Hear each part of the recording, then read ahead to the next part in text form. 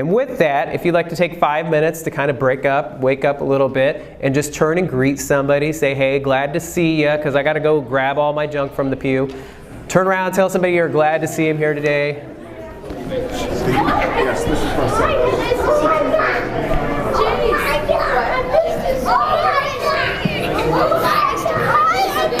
I got a short sermon, so I'm finding gaps to fill. Cool.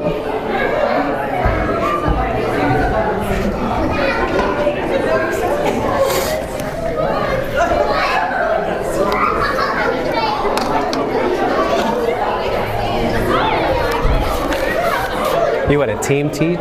good to see you. Good to see you.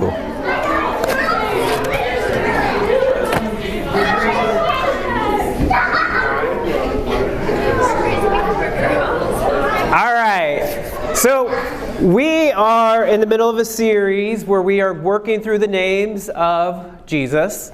And so what you may not realize, we are in the middle of the Advent season. And Advent, if you did not learn, there will be a test over this. So if you want to get to know this, the word Advent actually means arrival. The word Advent actually means what? Arrival. Okay, so remember that because we're going to review that in a minute. And Advent is a word that is used to describe Christmas.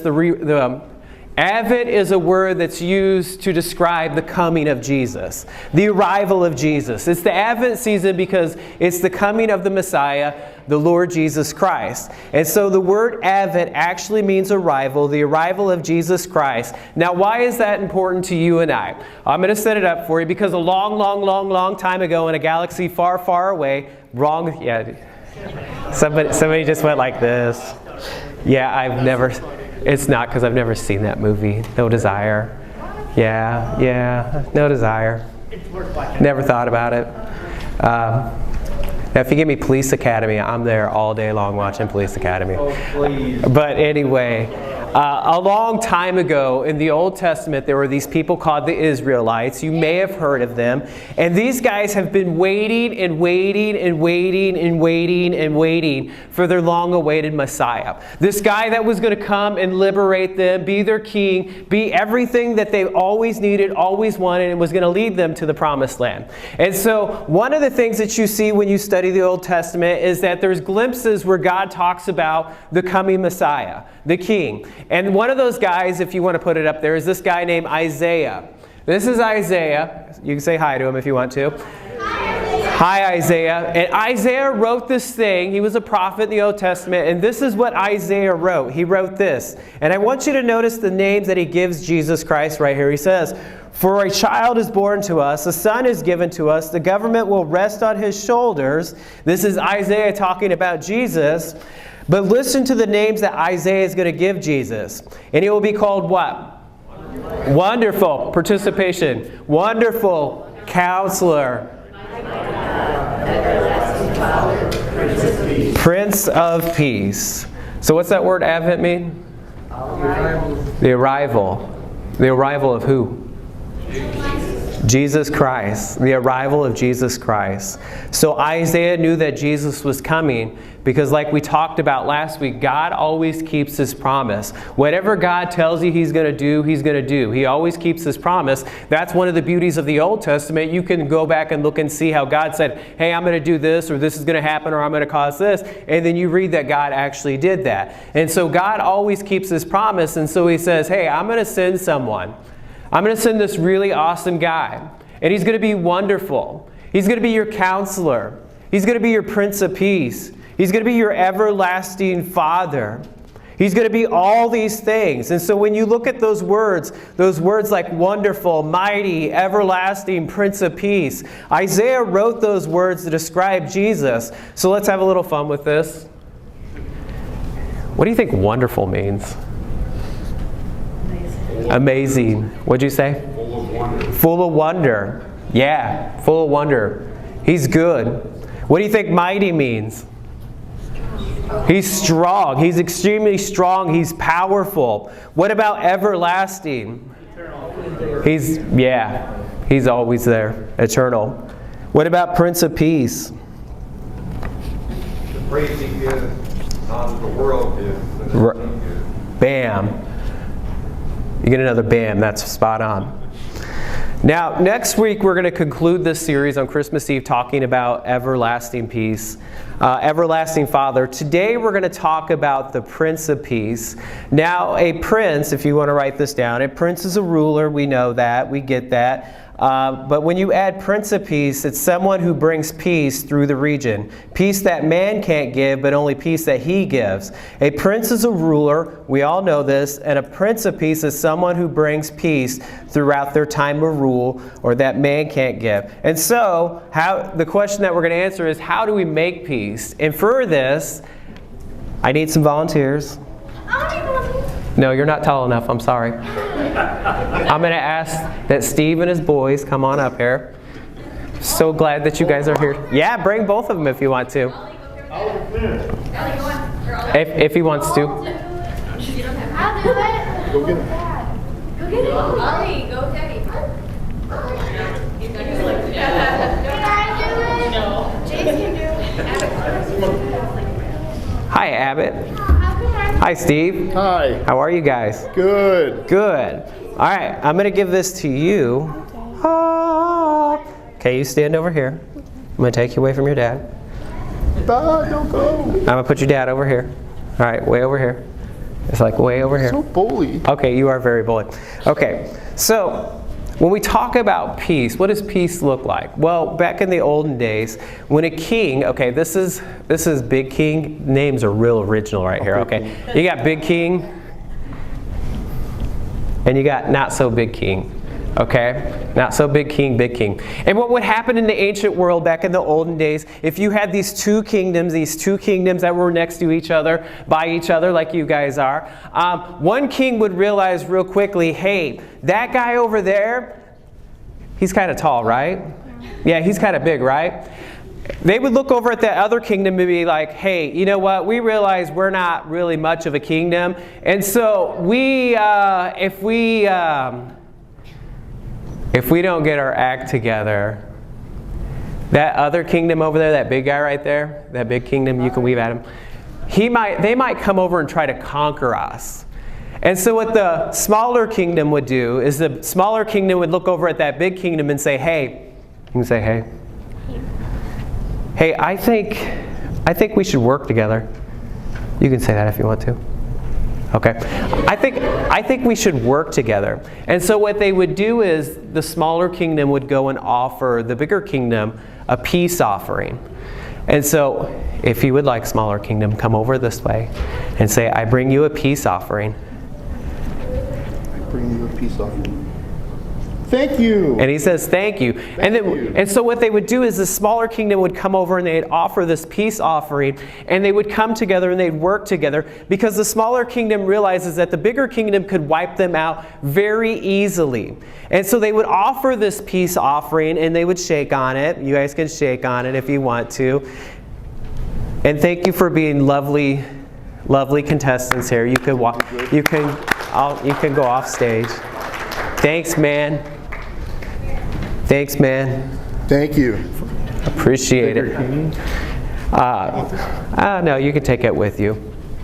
And so what would happen is you'd have these kingdoms that would come together, because the bigger kingdom realized it could take out the smaller kingdom, and the smaller kingdom realizes that, and so they needed that bigger kingdom. And so what would happen is they would come together and they'd make this peace treaty, and they would work together. They would plant crops. They would build things together. They would come together and they would work. So rather than going to war, the weaker king would realize, hey, we need to make a peace agreement with this guy. Because if not, he's going to come in and mow us down. And so they would come together and they would work.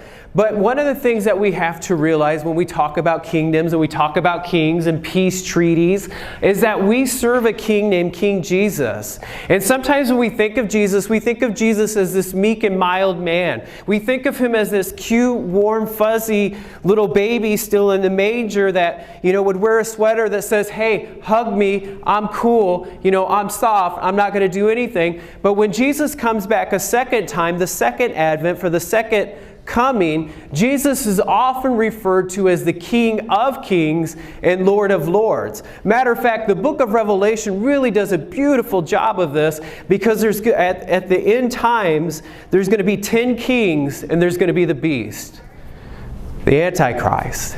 And they're going to come against God's kingdom. And I want you to notice what Scripture says right here. He says, together they will go to war against the Lamb, but the Lamb will defeat them because He is what? Lord of all lords, King of all kings. And He's called and chosen. He's called and chosen His faithful ones. And then it's written again in Revelation, check this out. On His robe, talking about Jesus, at His thigh was written this title. What?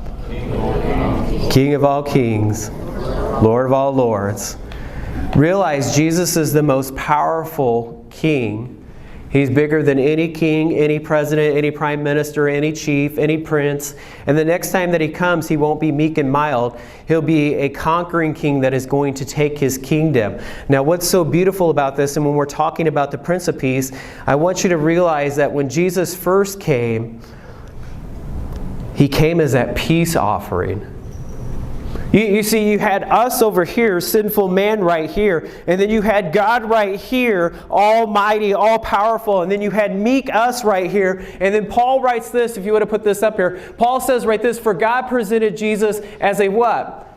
A sacrifice to sin, for sin. And so here you had all-powerful God over here that could mow you down, that could take you out at any moment. And then you had weak little us in our little kingdom, in our own little areas, small, tiny, and God could have easily took us out. But Jesus came to be our peace offering. Jesus came to be our peace offering so that you and I could come to the Father and have peace with Him, have a relationship with Him. And that's the beautiful thing that Paul talks about here. People are made right with God when they what?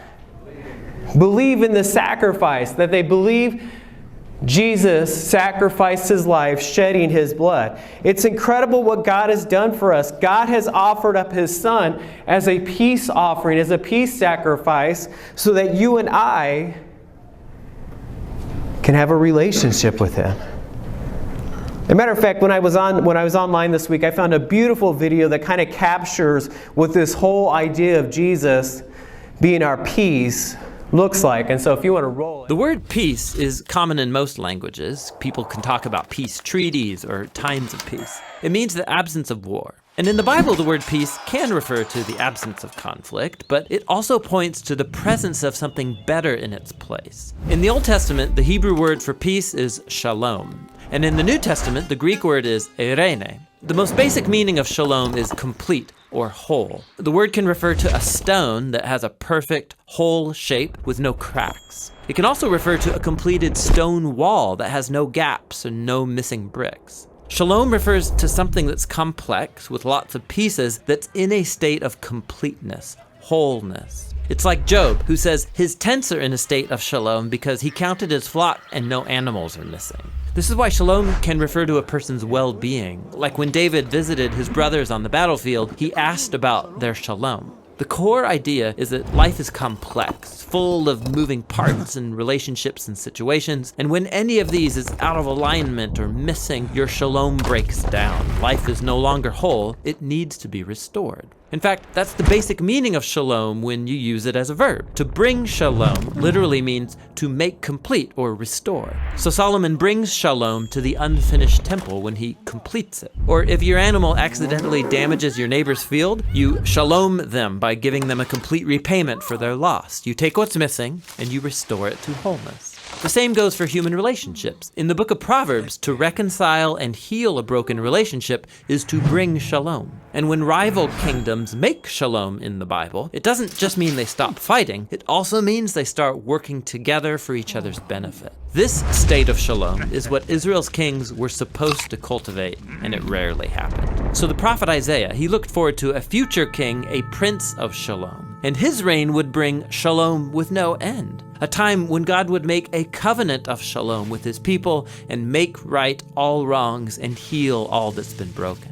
This is why Jesus' birth in the New Testament was announced as the arrival of eirene. Remember, that's the Greek word for peace. Jesus came to offer his peace to others, like when he said to his followers, "My peace I give to you all." The apostles claimed that Jesus made peace between messed up humans and God when he died and rose from the dead. The idea is that he restored to wholeness the broken relationship between humans and their creator. This is why the Apostle Paul can say Jesus himself is our eirene. He was the whole complete human that I am made to be but have failed to be. And now he gives me his life as a gift. And this means that Jesus' followers are now called to create peace. Paul instructed local churches to keep their unity through the bond of peace, which requires humility and patience and bearing with others in love. Becoming people of peace means participating in the life of Jesus, who reconciled all things in heaven and earth, restoring peace through his death and resurrection.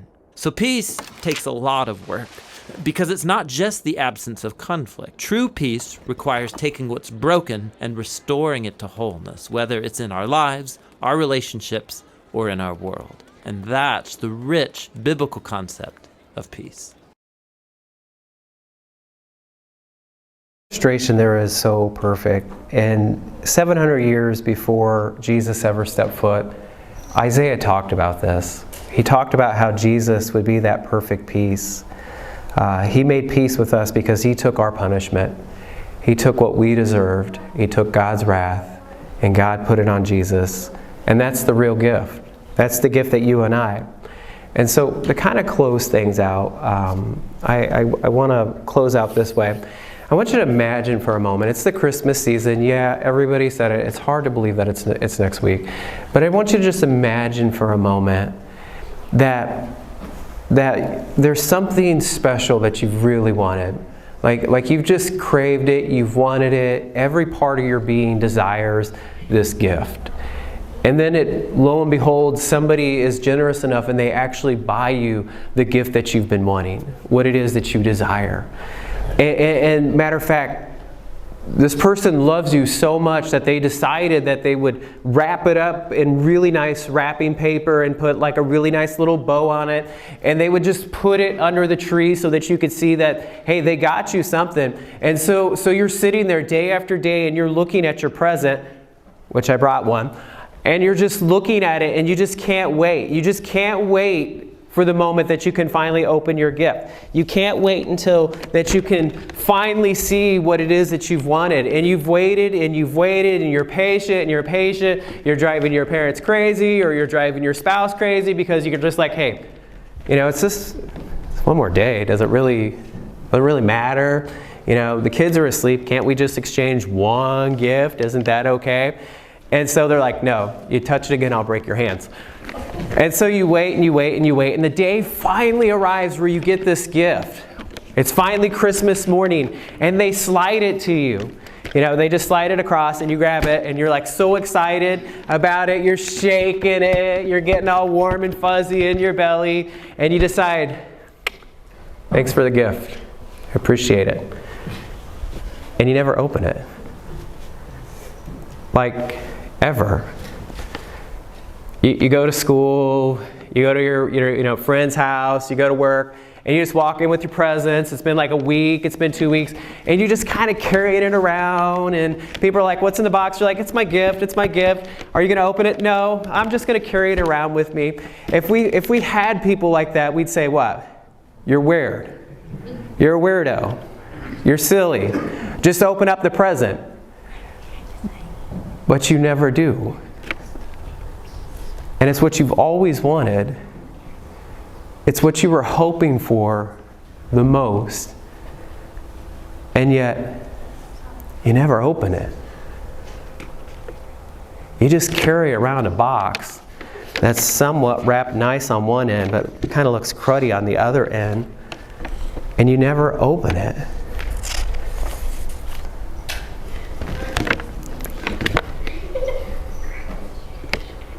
Look at what Paul said in Romans. It's such a beautiful verse that Paul says. For everyone has sinned. We all fall short of God's glorious standard.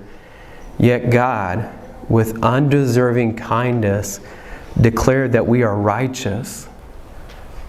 You hear that this morning? Yet, God, with undeserving kindness, declares that you are righteous. He did this through Christ Jesus when He freed us from the penalty for our sin. You see, when we accept Jesus Christ into our life, when we put our belief and our hope and our trust in Him, God says that He makes us righteous, that He takes away our sin. Do you realize that, right? We all know this because we're sitting here on a Sunday morning celebrating Jesus and praising Jesus for the simple fact that we've put our faith and our trust in Him. And we know that He takes away our sin and He makes us righteous, He makes us pure. But one of the things that we often forget that Jesus wants to give us so much more than fire insurance. Jesus wants to give you so much more than, not going to hell and getting to go to heaven. Matter of fact, I love what John says right here. Jesus says, I have come that they may have what? Life, and have it what? Abundantly. I have come that they may have life and have it abundantly. We realize that Jesus has come to give you and I a gift? Not just a gift where we get to go to heaven and live in a place of perfection, but He's come to give us an abundant life now. To give us hope. To give us joy. You see, when we think of the abundant life, we think of 2.5, 3 kids. We think of a couple of cars, 10 rooms, 3 bathrooms, half bathroom off the side of the bathroom, like a 3-car garage. We think of a checking account that does not end, or a credit card that has no limit. And those are good things, but one of the things that Jesus wants to give you and I is a joy that the world cannot give. Jesus wants to give you and I a peace that passes so much understanding that those things could never give us. He wants to give us where we feel accepted and unconditional love.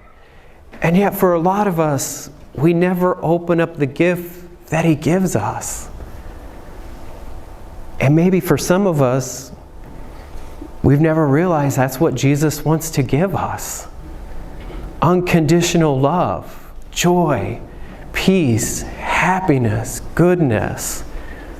Or honestly, sometimes we just get so busy doing life that we forget about those things. When the real gift is Jesus. That's the beautiful thing that Isaiah talks about here, because He is so wonderful. He is so good. He's your counselor that knows it all, sees it all, and still loves you so unconditionally. And that He's our mighty God that will fight for you. When you feel weak and you're desperate and you can't go no more, He picks you up and He fights for you. He's our everlasting Father that promises that one day, I'm going to wipe every tear away. One day, I'm going to heal every hurt. I'm going to take the insecurity and I'm going to take the brokenness, and it's going to be gone forever, and you're going to live with me in a place of perfection. But He also talks about how He's our Prince of Peace, and we invite Him into our life. He's going to rule it with peace where we don't have to worry about so much.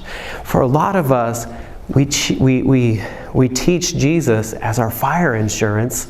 You want to open this for me? We treat Him like He's our fire insurance, and He is, but He's also so much more. He wants you to take Him out of the box and do life with Him.